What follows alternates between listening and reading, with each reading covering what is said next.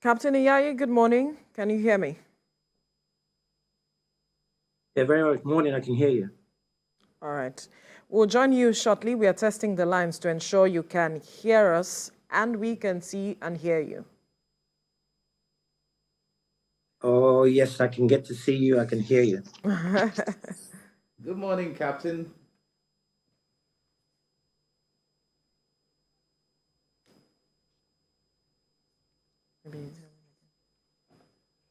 Morning, Captain. Can you hear me? This is Michael Quache. Good morning. I can hear you. Oh, great. This is Michael Quache. So I and Good morning, Mike. How are you? Very fine. So I and Veronica will be speaking with you shortly. That's right. No problems. Great.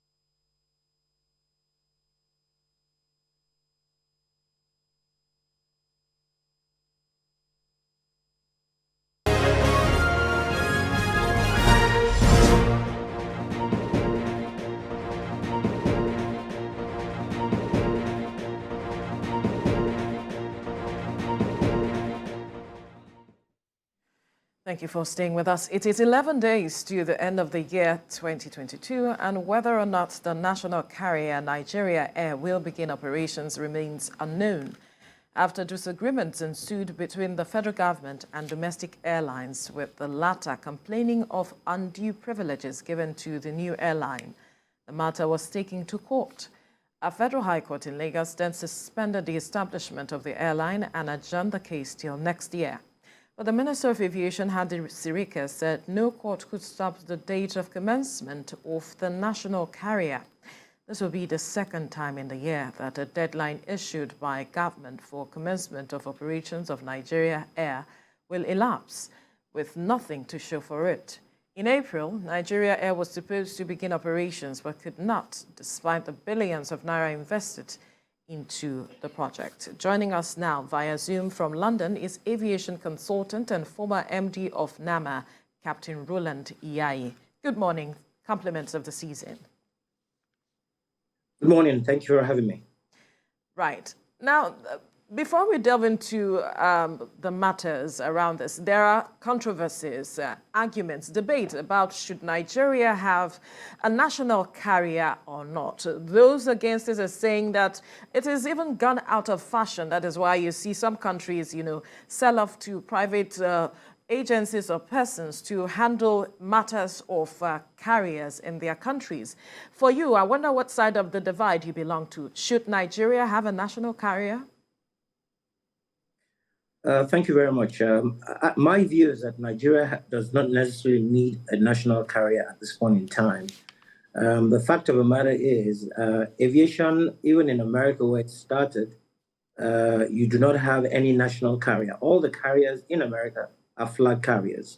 What the government did was to provide the enabling environment that was conducive for all these carriers to thrive. Unfortunately, in Nigeria, what we tend to want to do is kill our own to now be able to now justify what we consider, ill-conceived advice by certain individuals using government as a thrust to perpetuate their own personal agenda. And that's essentially what is playing out in the Nigerian domain. National carriers in this day and age are archaic, and I stand by that, and I believe for the betterment of the industry in Nigeria, we need nothing of the sort. All right. Of course, Nigeria has had a national carrier before. If you're saying it's out fashioned now, but let's talk about the flag carrier, like it's done in the United States. Talk to us from enlightenment perspective, to have a national carrier, what does it take? What factors should be considered in having a national carrier or a flag carrier, like we're trying to bring it to the modern time? What should it take? What factors should be considered?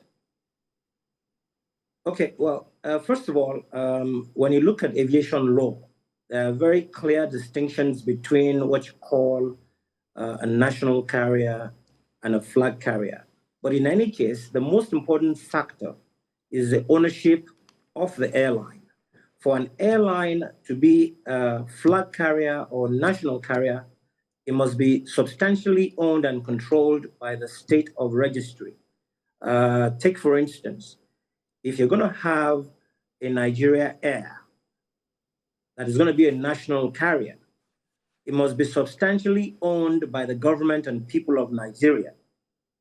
But what we have currently in the arrangement being put together by the Honorable Minister is an airline that is substantially owned and controlled by a foreign entity. To start with, that cannot pass as a Nigerian airline. So that itself fails the test of ownership and control, which is very key in matters concerning the nationality of the airline. The other issue when it comes to flag carriers are airlines substantially owned and controlled by the state, but in private hands. These are privately owned airlines operating within a state. The likes of Air Peace, Asman, Ibom Air, these are all flag carriers if they are designated to operate into foreign countries by Nigerian government. So invariably, the distinction between a national and a flag carrier has to do with one being private and the other one being public. Give us a critical assessment of the aviation industry in Nigeria, for instance. What you think is the major challenge with our aviation industry? Because there are those who say we should be doing better.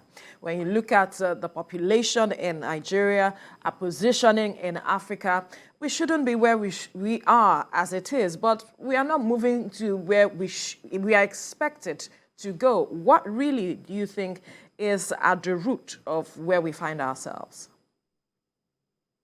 The fundamental problem with our industry is policy. However you look at it, it boils down to policy. Currently, the domestic carriers in Nigeria are overtaxed, and that was essentially brought to the fore, even in this particular arrangement that's been put together by the Honorable Minister, where Ethiopian Airlines was supposedly the preferred bidder. Ethiopian, in their bid, made it abundantly clear to the government that there was a need to have a 15-year tax holiday, which the government was willing to give. So if the government is willing to give tax holidays to a supposedly private airline to operate in the Nigerian domestic space and internationally, what is wrong with doing the same to the other domestic carriers in the country? I mean, who have actually had to burn, literally. I mean, most airlines are hemorrhaging simply because of a tax burden. You see, a lot of things are happening that people have not bothered to look at. In Nigeria, once a policy comes into play, the context in which it was put there is never reviewed. It is allowed to continue to fester until things get so bad. I'll give an example. Currently, airlines have to pay 5% of their sales charge on every ticket. The argument of government is that taxes are paid or the charge is paid by passengers. But the truth is, as the operators are the ones providing the capacity, if you tax or if you burden the passengers with taxes, which means that you're suppressing demand to the airlines, what you're invariably doing is ultimately you're making those airlines not be able to prosper from the possible demand that would have been there if those taxes were not there.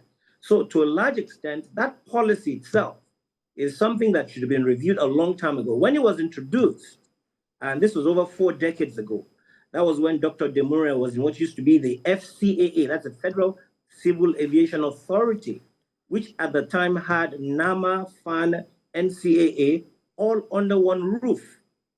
And the idea at the time was to see how to generate funding for the industry. But move on 4 decades, this same policy is still in place. 5% of ticket sales are charged on every ticket sale in Nigeria, and the passengers have to pay. These monies are distributed between the CAA, NAMA, NIMET, INCAT, and the rest of them in different proportions. And it's law. However, have we looked at how it is used by all these agencies? I mean, for instance, the NCAA in that distribution earns about half of it. Now, the NCAA does not have any infrastructural needs, yet it earns half of it. NAMA has more infrastructural needs, but it doesn't earn about 20%. It's less than 20% of it earns. So I think there's a skewed arrangement that needs to be reviewed, and the amount itself. What we have advocated is that, yes, there is need for funding, but what needs to be looked at is, do we need to use this method of taxation, which is ad valorem, a percentile of a ticket sale, or we use a flat rate, which will be charged per head per passenger, just like FAN does with the passenger service charge of 1,000 naira per passenger flying through the Nigerian airports. These are the things that need to have been looked at a long, long time ago. Again, how do we know how much money is required by all these agencies? We do not know. The law requires that every agency in aviation should provide an audited account on an annual basis. But I doubt the last time any of these agencies was ever audited financially. So these are the issues that we've been talking about forever. They've never been looked at, and the taxes are going to continue to increase. At the last count, domestic airlines had a composition of about 17 different taxes and charges that they need to, on a daily basis, surmount, even before they start talking about breaking up. No airline in the world is able to generate enough to be profitable to the tune of maybe 10, 20%. At best, the best airlines in the world are actually making profit margins of between 2.5% and 5.5%. So assuming now you take that as a basis, it means that Nigerian airlines being charged 5% of their sales as tax, could never be profitable. All right, but make us understand, because the issue there is, it is expected that what constitutes the amount, the airfare that everybody pays, is part of the demand and supply in relationship to the cost of what it takes, to fly any individual from a destination to another point, from point A to point B. And we see that airfares are not regulated. That is why one airline might charge this, another might have slightly above or a little slightly below, and so on. And we assume also that all of that cost for every single thing would have been factored into the cost that a customer would have paid, and they pay ahead of the service that's being charged, or the service that's being carried out, sorry. So why is it still challenging for the airlines to break even when all of these monies are paid before the service is carried out? Well, what you've analyzed there presupposes that there is no suppression of demand. I'll give you an example. If you take a fare fixed at 5 naira, and you're able to get 100 people afford the 5 naira fare, if you increase that fare to 7 naira, the demand will no longer be 100. It probably will fall to maybe 75 or 80. That's essentially what you call suppression of demand, or elasticity of demand, based on the fares or pricing that you've put in place. It's purely an economic function. Now, in our case as domestic operators, what we are saying is very simple. If, yes, like you said, we charge fares based on all these factors, being considered, but to a large extent, it is very impossible in Nigeria to plan as an airline. If you're planning on the premise that your fuel is going to be at, say, for instance, $1, and then you're having to pay $1.5 instead of $1. That already has eaten deep into whatever composition or whatever arrangements you put in place prior to that time. And you can't go back to the passengers and tell them that, oh, by the way, today fuel shot up from $1 to $1.50. So I would need to increase my fares commensurately. Because you pre-sold the fare, you cannot go back and change it. But the factor of the fuel cost is a surprise that you had to absorb on the day. This happens on a fairly daily basis that you cannot necessarily plan in the long term in the Nigerian aviation space. And that is one of the major reasons Nigerian airlines cannot be sort of profitable to a large extent. If the Nigerian carrier, the national carrier that's been proposed, is brought into the sphere to operate on the same premise as the domestic carriers, it will burn, just like the domestic carriers are burning. Even if you brought in Ethiopian Airlines with all their cash awash, they'll put a lot of money in there for the purpose of killing off all the other airlines. That's what they will do. And then by the time they now have a near monopoly, they will jack up the prices, the fares. So what you end up with is predatory pricing to be able to get a huge market chunk in the longer term. It will not be to the benefit of the consumers. So these are all the factors that we've talked about. The key thing here is the government should address the fundamental issues in the industry and look at how these things can be addressed for a level playing field, and then allow whoever it is that's interested in coming in to come in. That is when you'll have fair competition. And then, of course, when you have fair competition, if in a market that is highly competitive, then fares will become an issue that will be to the benefit of the consumers, like you're saying. The reason in America and all the developed clients that you have that is because the competitive environment is very good. But in Nigeria, we have disruptive competition because the airlines are all focused on the same markets. I mean, take for instance, you have about 40 airports in the country. Only 3 airports or 4 airports in the country account for 80% of the total passengers. That is an aberration. It tells me policy is not working well. You should make it such that all the airports in the country provide an infrastructure to the growth of a country, not just 3 or 4 of them. So these are issues that the government has not addressed by way of policy, and it is affecting the growth of industry. I am wondering how it is that major stakeholders like yours are not perhaps reaching out to the government to really look into these matters critically to address them, knowing how it affects the aviation industry and, consumers who, take up these take up these airlines, basically. How is it that we are not engaging government to address these matters over the years? And we're still finding ourselves where we are, still having this conversation, and government is not seemingly addressing it. In 2005, under the President Olusegun Obasanjo regime, there was a presidential task force that was set up, headed by Air Marshal Paul Dike. That particular task force came up with a report that ended up being a white paper of government. And I can tell you that what was written and the reports that were submitted and the subsequent white paper that was adopted by the government in 2006 contains pretty much everything we're talking about today. So, invariably, the government has failed itself by not carrying through all the recommendations it's accepted in 2006, which till today have not been addressed. So the point is, if you say government is a continuum, then I expect that when governments come in and they see documents, policy documents that have been addressed or that have been taken by the industry stakeholders to address the major or the fundamental issues, government should take cognizance of these facts, of these documents, and and use them to the benefit of industry.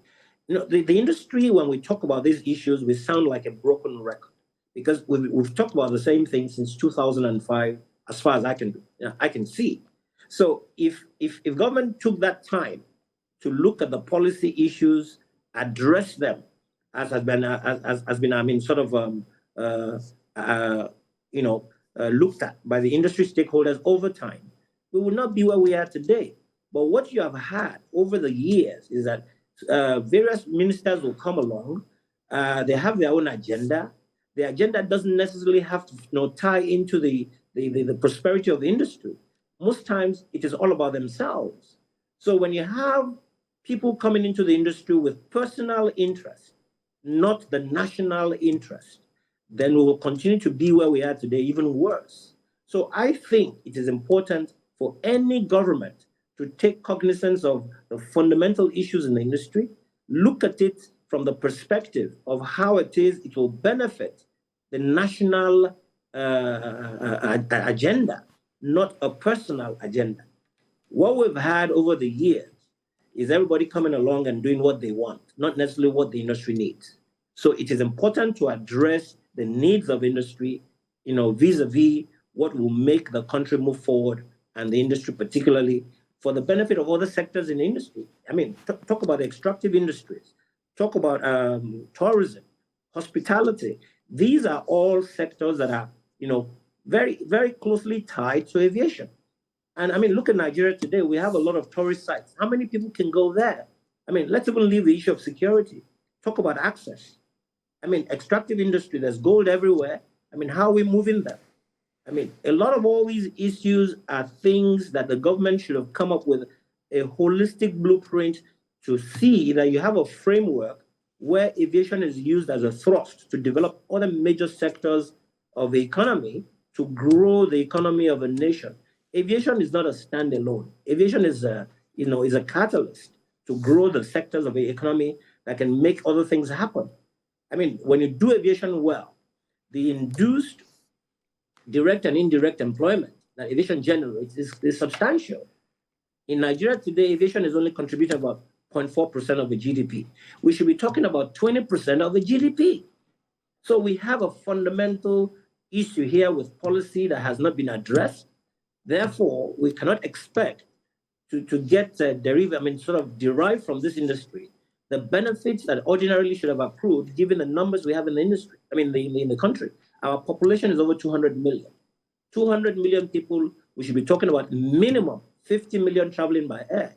But what we have is about 12 million people traveling by air. But if you factor the 12 million, you probably have maybe only 3 million Nigerians flying by air. Reason is, a lot of people fly like every week, go to Abuja. They're accounted for every time they travel.